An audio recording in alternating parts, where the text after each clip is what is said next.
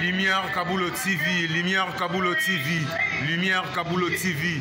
Réflexion avec R9, Fabrice R9, Fabrice. Mobali Mateo, Balingaka, moi c'est l'olanga ninyango, nengo salanga yeleki makasi.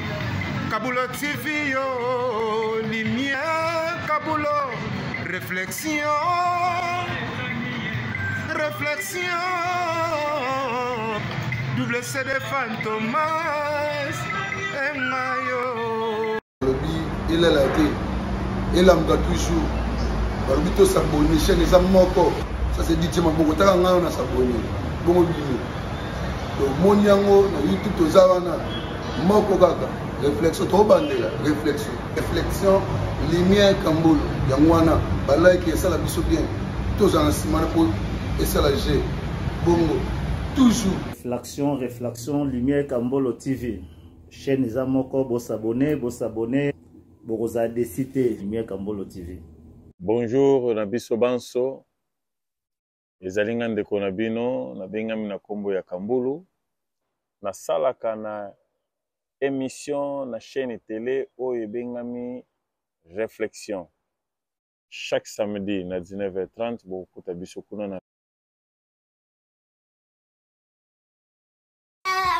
Alors bonjour, bonsoir, bon après-midi à toutes personnes qui vont voir cet message. Je vais juste répondre. En tout cas, c'est une question on a cas.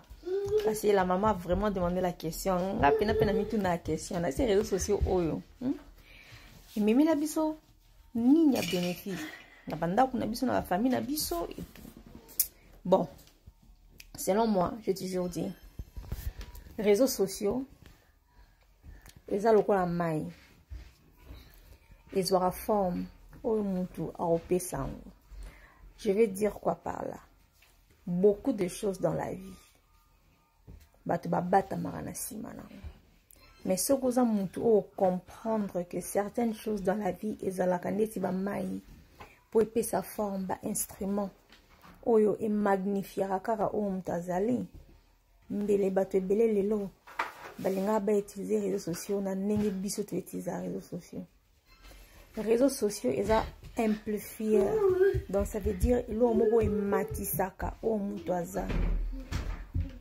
Si vous avez un buzoba, ou comme un landa bloc buzoba, ou ça, marama buzoba na kati réseaux sociaux.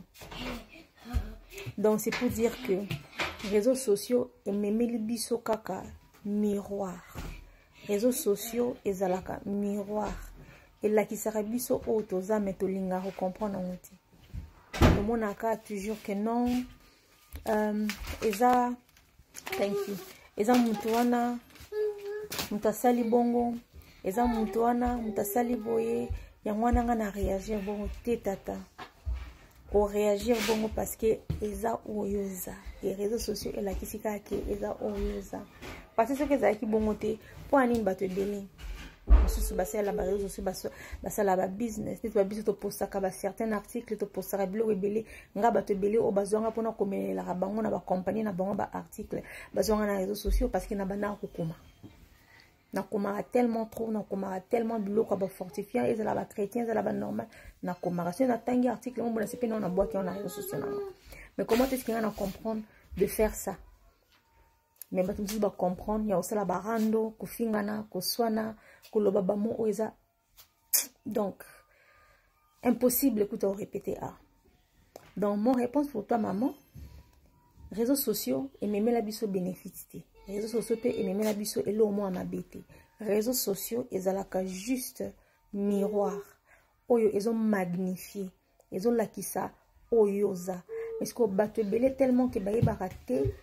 Une utilisation à les réseaux sociaux pourquoi mon la salle en haut yango basala ko basala parce que quand moi j'entre dans les réseaux sociaux je vois des gens s'injurier mikolo bazo ko mi finga na papa ba mikolo ba mama na ba papa ba bota pe bana pe ba kola bana pe pesa ba koko ba mi finga na ndenge mo boy na ba réseaux sociaux ça me montre déjà que waneza o muntu wanaza parce que nyoso auto zalaka les réseaux sociaux sont magnifiques.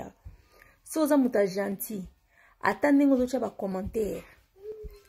na ba posta bato ezaka gentil so za muta désordre nengo tila faire un commentaire na ba posta bato eza désordre les réseaux sociaux et memi eloko moko te et magnifier ka o mutazali yango moni ba biso to sigara to bato kota réseaux sociaux pour te comprendre mutu aza nani so eka mutabiki wanga netiza réseaux sociaux te aobanga ayebi que soit à cause na réseaux sociaux bato baoyebaki mususu aza mutu mabe aza assassin aza pédophile aza deux fois makambo ebele parce que réseaux sociaux et enregistrera nyonso oyo tosalaka yango bato mingi bakoma kokimango pour bato bakoma comprendre baza banani à travers ba réseaux sociaux de soit à côté na réseaux sociaux page nanga bo comprendre que na défendre abasi bo comprendre que je n'aime pas les bouzoba bo comprendre que je suis une femme qui connaît qui je suis, je connais ma valeur mais je respecte aussi les gens bo comprendre makambo ebele mais en même temps bo comprendre que j'aime aussi m'amuser